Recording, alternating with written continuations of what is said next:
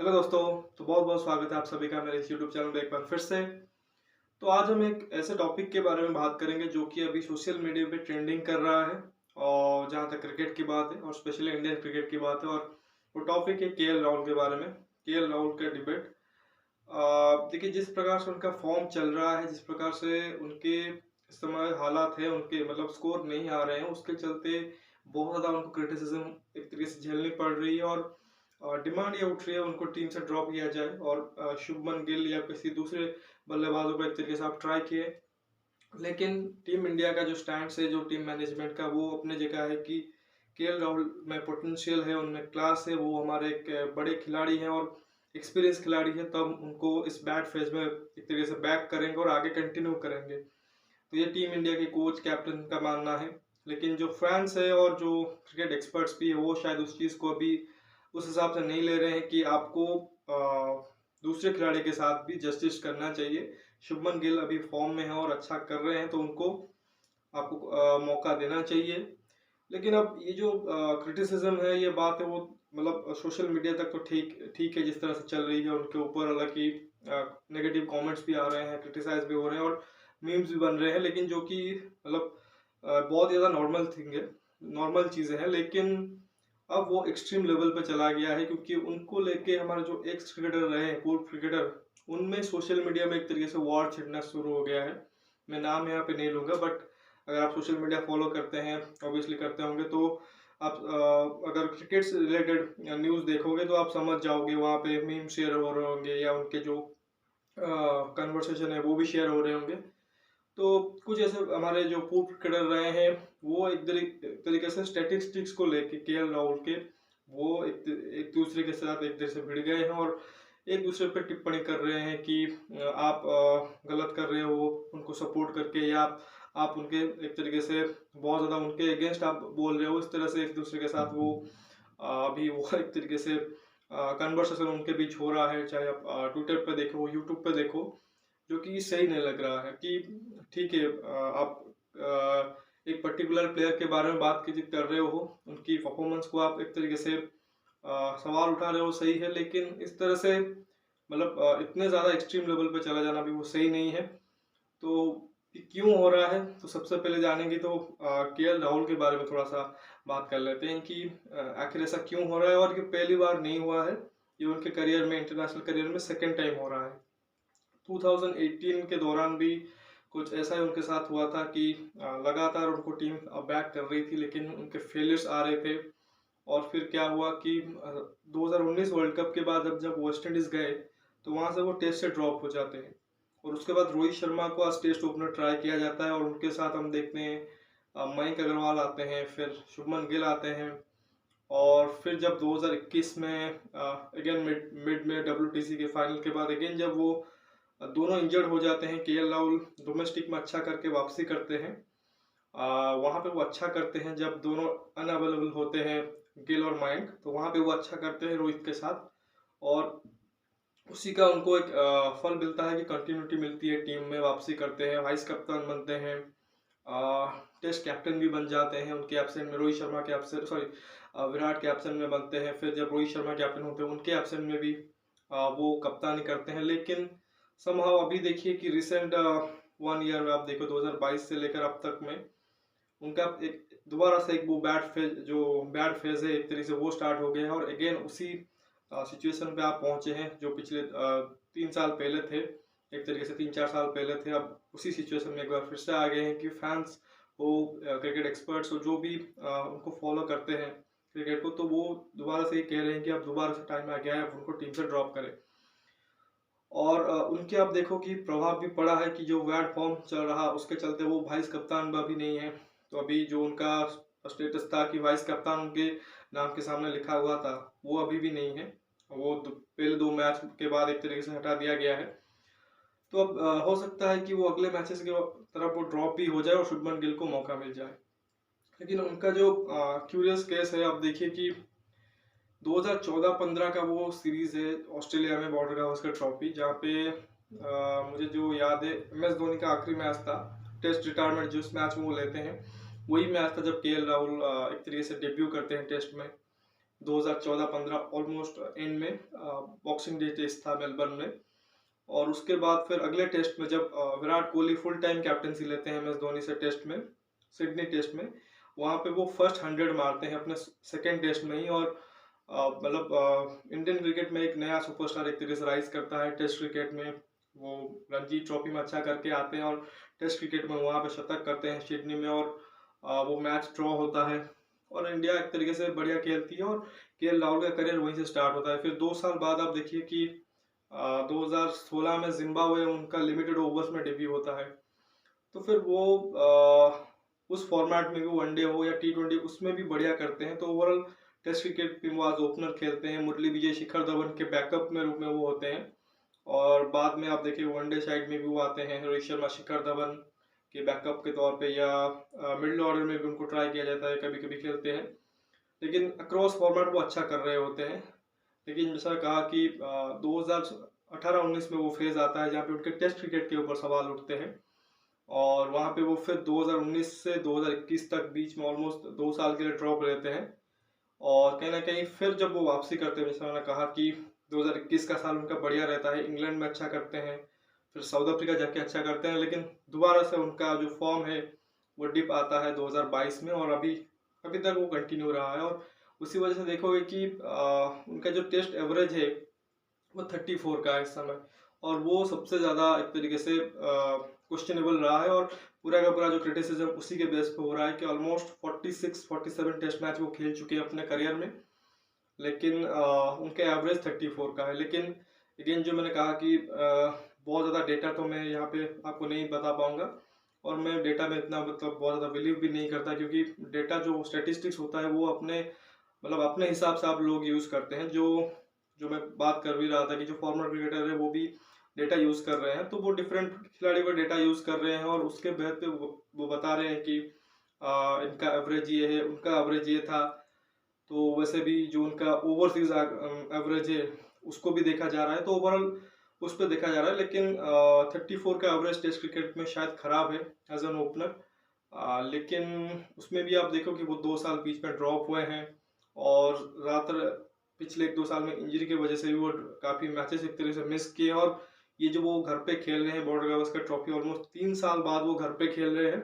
इससे पहले वो बांग्लादेश में खेले थे, और उससे पहले जो साउथ अफ्रीका और इंग्लैंड वाला सीरीज था, बीच में जैसा कहा कि 2 साल वो ड्रॉप भी हुए थे।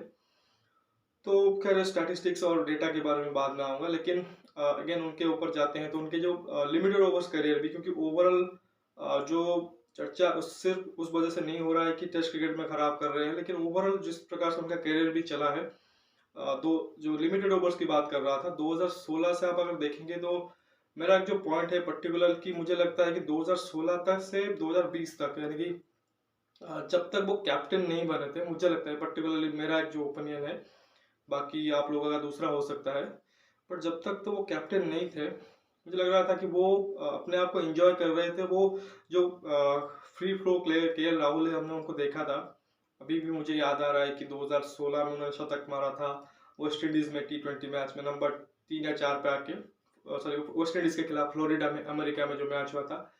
फिर एक मैच 2018 में याद आ रहा है, इंग्लैंड के खिलाफ मैनचेस्टर में शतक जड़ा था। और IPL का भी जो उन्होंने स्टार्ट किया था, मतलब आज किंग्स 11 में जब उन्होंने स्टार्ट किया था 2018 में ओपनर के तौर पे, कुछ 14-15 बॉलों में हाफ सेंचुरी मार दी थी फर्स्ट गेम में IPL के। तो उस KL राहुल को जब देखते हैं और अभी के जो KL राहुल है जो हम देखते हैं, जो लिमिटेड ओवर्स में जो T20 में खेलते हैं, अभी क्या है कि वो मतलब 15 बॉल तो ऑलमोस्ट ले लेते हैं सेट होने में, एक ओवर उनका मेडन निकल जाता है, एक ओवर, तो वो बहुत ज़्यादा डिफरेंट आ गया है। और वो मुझे लगता है पर्टिकुलरली जब उन्होंने कैप्टनसी ली है उस चक्कर में वो ज़्यादा ये समझ रहे हैं कि मुझ में अब बहुत ज़्यादा रिस्पॉन्सिबिलिटी लेनी होगी, और वो खुद पे ज़्यादा रिस्पॉन्सिबिलिटी ले रहे हैं, और जिसके चलते वो ये सोच रहे हैं कि मैं अंत तक खेलूँ, और उस वजह से वो जो पावर प्ले है उसको मैक्सिमाइज नहीं कर रहे हैं। और वही देखोगे कि 2021-22 में और अभी 2 T20 वर्ल्ड कप गए, एशिया कप भी गए, इवन IPL में आप उनके रन देखोगे तो वो रन तो बना रहे हैं, लेकिन वो जो प्रेशर सिचुएशन में बड़े मैच में रन चाहिए वो नहीं बन रहे हैं, और स्ट्राइक रेट पे भी सवाल उठ रहे हैं। तो जो मैंने कहा कि जो हमने 4-5 साल में वो 2016 से लेकर 2020 तक जो KL राहुल को देखा, वो शायद 2021-22 और अभी 23 में तो वो खेले नहीं है, लेकिन 2021-22 में वो KL राहुल नहीं दिखाई पड़े हैं। और मुझे पर्टिकुलरली यही लग रहा है कि कैप्टन होने के बाद वो कहीं ना कहीं ज़्यादा रिस्पॉन्सिबिलिटी ले रहे हैं और अपने ऊपर ज़्यादा गेम लेके चल रहे हैं, और वो एक तरीके से उनको शायद रोक रहा है कि वो एक तरीके से बहुत ज़्यादा रिस्क लेके क्रिकेट खेलें। बाकी वही जो चीज़ है उनको वनडे में भी और टेस्ट में भी अफेक्ट कर रहा है। पर्टिकुलरली देखिए, सिर्फ अगर मैं जो स्टेटिस्टिक्स की बात कर रहा था, अगर स्टेटिस्टिक्स पे जाएंगे तो ओवरऑल आप देखो कि जो उनकी परफॉर्मेंस है T20 में, एवरेज वाइज या strike rate wise is good, तो आप उन पे सवाल नहीं उठा सकते, क्योंकि करीब करीब 140 के आसपास का स्ट्राइक रेट है ओवरऑल, और 35-36 का भी एवरेज है, अगर मैं सही गेस कर रहा हूँ T20s में। और IPL में भी ज़बरदस्त है, ठीक ठाक ही है। और वनडे क्रिकेट में आओगे तो वहाँ पे भी 45 के 46 के ऑलमोस्ट एवरेज है, स्ट्राइक रेट भी 80-82 के आसपास है, तो उन पे अब वहाँ पे डाउट नहीं है। लेकिन वही चीज़ है, T20 में से वो ड्रॉप हो चुके हैं। उसका रीज़न जो मैंने कहा कि वो जो उनसे चाहिए था टॉप ऑर्डर में वो नहीं दे पा रहे हैं। कि आपको चाहिए कि आप जाके पावर प्ले यूटिलाइज करो, स्ट्राइक रेट में आप बेहतर करो, 150-160 के स्ट्राइक रेट से रन करो, और इम्पैक्टफुल नॉक खेलो अंत तक। मतलब वो कोशिश मत करो कि लॉन्ग इनिंग्स खेलूं, कि अंत तक खेल जाऊं, 60-70 रन बना दूं, तो वो नहीं चाहिए था KL राहुल को, और उसी वजह से वो ड्रॉप हुए हैं T20 से। और वनडे में आप देखिए, हालांकि जो वनडे फॉर्मेट है, इन तीनों में से उन्होंने बेहतर खेला है। टेस्ट में क्या है, जैसे मैंने कहा कि 2 साल ड्रॉप हुए हैं, एवरेज में भी सवाल उठ रहे हैं कि 34 का ही एवरेज है, कंसिस्टेंसी नहीं है उनकी टेस्ट में। T20 में मैटर दूसरा है, उनमें रन है, कंसिस्टेंसी है, लेकिन इम्पैक्ट वाइज वो रन है वो पिछले 1-2 साल से मिसिंग है। और पर्टिकुलरली जहाँ पे ज़्यादा चाहिए था कि आपको वर्ल्ड कप, 2 वर्ल्ड कप निकल गए और एशिया कप भी निकल गया, और वहाँ पे आपको इम्पैक्ट चाहिए था, क्योंकि कंसिस्टेंसी वाइज अभी भी देखोगे कि उन मैचेस में आप जाओगे, वहाँ पे उनके रन होंगे लेकिन इम्पैक्ट नहीं होगा, और बड़े मैच में रन नहीं होंगे, जिस वजह से वो T20 से ड्रॉप हुए हैं।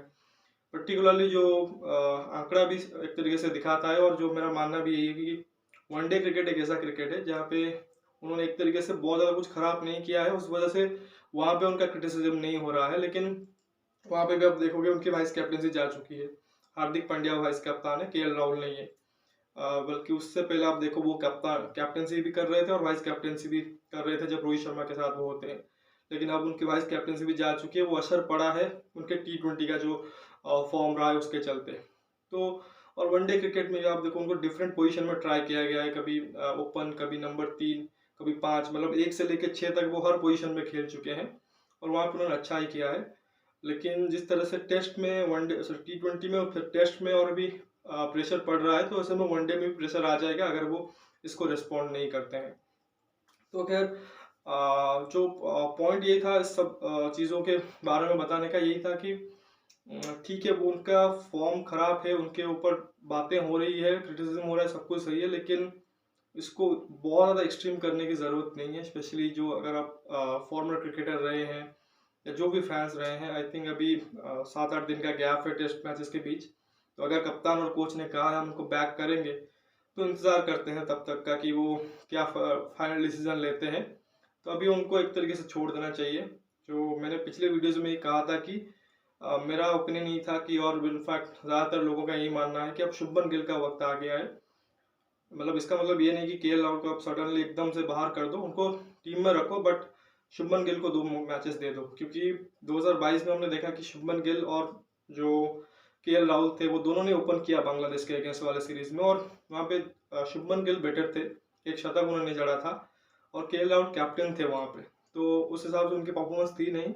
यहाँ आपने 2 मैच जो कि वो KL को दिया है, उन्होंने कुछ खास किया नहीं है, तो 2 मैच बचे हुए हैं, तो आप उसे आइदर उनको दे दो और फिर एकदम से कॉल ले लो। लेकिन प्रॉब्लम ये है, अगर आप उनको 2 मैच दे देते हो, फिर WTC का फाइनल भी है, तो अगर यहाँ पे वो अच्छा नहीं करेंगे और फिर WTC के आप फाइनल में लेके जाओगे, तो सवाल तो उठेंगे। और अगर वहाँ पे उनको आपने नहीं खिला के शुभमन गिल को डायरेक्टली खिला दिया, तो वो भी सही नहीं है। तो ये बेटर होगा कि आपने अगर उनको देख लिया है तो शुभमन गिल को 2 और मैचेस दे दो, और फिर उनको WTC के फाइनल में भी कंटिन्यू करो। तो अब एक KL राहुल पे कॉल ले लो, लेकिन वो होने वाला नहीं है, क्योंकि टीम इंडिया के जो मैनेजमेंट उन्होंने बोल दिया है कि वो उनको बैक करेंगे। तो ऐसे में यही हो सकता है कि केएल राहुल को वो अगर कंटिन्यू कर रहे हो, तो अगर कंटिन्यू कर रहे हो तो ये इंश्योर करो कि अगला मैच के बाद ड्रॉप मत करो। अगर केएल राहुल को अभी भी आपके ऊपर ट्रस्ट है तो लगातार उनको 2 मैच खिलाओ और फिर WTC का फाइनल भी खिलाओ, उसके बाद एक कॉल ले सकते हो। तो खैर ये एक तरीके से टीम मैनेजमेंट जो भी डिसाइड करेगी मतलब उसी हिसाब से ही होगा। बाकी देखते हैं कि शुभमन गिल को मौका मिलता है कि नहीं। और ये जो डिबेट है अब तो वो चलने ही वाला है, क्योंकि मैच भी नहीं है, मैच में अभी देरी है, अभी 1 हफ्ते का ऑलमोस्ट मतलब इंतजार करना पड़ेगा अगले मैच के लिए। और अभी दूसरी बड़ी चीज़ है कि वाइस कैप्टनसी से उनको हटा दिया गया है और अभी दूसरा वाइस कप्तान कौन होगा वो ये भी पता नहीं है, क्योंकि ऋषभ पंत नहीं है। अगर ऋषभ पंत होते वो स्ट्रेट वाइस कैप्टनसी के कैंडिडेट थे, अगर वो नहीं है, अभी जसप्रीत बुमराह भी नहीं है, क्योंकि जसप्रीत बुमराह ने इंग्लैंड में कैप्टनसी की थी, वो भी नहीं है। केएल को अपने वाइस कप्तान से हटा दिया है। विराट कोहली है बट वो दोबारा से कैप्टनसी रोल में नहीं आएंगे, ये 100% श्योर है। बाकी अश्विन है एक विकल्प, लेकिन अश्विन को ओवरसीज ये खिलाते नहीं है। इंग्लैंड में तो नहीं खिला रहे थे और जडेजा अभी अभी इंजरी से वापसी कर रहे हैं, तो क्या उनको कैप्टनसी देंगे, वाइस कैप्टनसी। या फिर एक और जो विकल्प हो रहा है वो है चेतेश्वर पुजारा को लेके, तो मेरे हिसाब से वही शायद एक अभी लग रहा है जो पर्टिकुलर चॉइस लग रहे हैं चेतेश्वर पुजारा की, वही हो सकता है वाइस कैप्टनसी करे और शॉर्ट टर्म पीरियड के लिए। बाकी आप आगे देखोगे कि WTC के बाद में भी आप उसमें चेंजेस होते हुए देखो, इनफैक्ट कैप्टनसी में चेंजेस होते हुए आप देखो। तो ये कुछ था जो केएल राहुल के बारे में और वाइस कैप्टनसी के बारे में। तो ओवरऑल मेरा मानना यही है कि जो अभी चल रहा है मतलब स्पेशली जो फैंस कर रहे हैं वो तो चलता रहेगा, उसमें कोई मतलब आप उसको रोक नहीं पाओगे। लेकिन स्पेशली जो एक्स क्रिकेटर रहे हैं इंडिया के, वो अगर इस तरह से आपस में भिड़ेंगे, वो भी एक करंट इंडियन प्लेयर को लेके, तो वो सही नहीं होगा। और इनफैक्ट वो नॉट जस्ट कि केएल राहुल के ऊपर प्रेशर ऐड करेगा, बल्कि जो बंदा उसके जगह पे भी आएगा, सब शुभमन गिल खेलते हैं तो उनके ऊपर भी प्रेशर रहेगा कि अगला मैच में अगर मैं खेलता हूँ तो मैं अगर 5-10 पे आउट हो गया तो ये लोग मुझे भी नहीं छोड़ेंगे, क्योंकि उनके जगह पे मैं आया था। तो दोनों के ऊपर प्रेशर रहेगा। तो उस चीज़ को अभी फैंस तक ही रोकना चाहिए, क्योंकि शायद उतना जो फैंस का जो मतलब एक तरीके से मैसेज है या एक तरीके उनका कन्वर्सेशन है, शायद जो खिलाड़ी तक वहाँ तक पहुँचता नहीं है। लेकिन अगर कोई बड़े क्रिकेटर या बड़े लोग वहाँ पे बात करेंगे तो कहीं ना कहीं ये खिलाड़ियों तक तो पहुँच ही जाएगा, तो उसमें उनके ऊपर एक एडेड प्रेशर रहेगा, तो वो चीज़ होनी नहीं चाहिए। बाकी खिलाड़ियों से तो कुछ अपना मतलब ये नहीं है, निजी चीज़ नहीं है, तो उनको अपने हाल पे एक तरीके से छोड़ना चाहिए और उनको टाइम देना चाहिए परफॉर्म करने के लिए। तो बस यही कहना था। बाकी एक और अपडेट आपको हल्की सी दूँ कि जो वुमेंस वर्ल्ड कप चल रहा है उसमें जो इंडिया का ग्रुप है वो कंप्लीट हो चुका है। उसमें इंग्लैंड टीम ने जैसा कि कहा कि उन्होंने पाकिस्तान को खेलना था और उन्होंने बड़े मार्जिन से उनको हरा दिया है और टॉप फिनिश किया है ऑस्ट्रेलिया की तरह। इसका मतलब इंडिया और ऑस्ट्रेलिया का सेमीफाइनल जो कि वो कंफर्म हो चुका है। अब रात को एक और मैच है साउथ अफ्रीका और बांग्लादेश का, उसमें अगर साउथ अफ्रीका टीम जीत जाती है तो वो एंटर कर जाएगी सेमीज में और उनका सामना होगा इंग्लैंड के टीम से। अगर वो हारते हैं फिर न्यूजीलैंड इंग्लैंड से खेलेगी सेमीफाइनल। अगर मैच ड्रॉ होता है तो वहाँ पे भी न्यूजीलैंड ही क्वालिफाई कर जाएगी। तो खैर ये कुछ आज के अपडेट थे। तो आशा करता हूँ कि वीडियो आपको पसंद आएगा और केएल राहुल के बारे में जो भी मैंने इन्फॉर्मेशन दिया, अगर आपको अच्छा लगा उनका पूरे जो केएल राहुल का मामला है उसके बारे में, तो वीडियो को लाइक कर दीजिए, साथ ही चैनल को सब्सक्राइब जरूर कीजिए और शेयर भी कीजिए दोस्तों तक। और केएल राहुल के बारे में अगर कोई कमेंट देना चाहते हैं इस वीडियो के बारे में तो कमेंट सेक्शन में भी दीजिए आपका क्या राय है। तो मिलते हैं अगले वीडियो में, तब तक के लिए धन्यवाद। जय हिंद।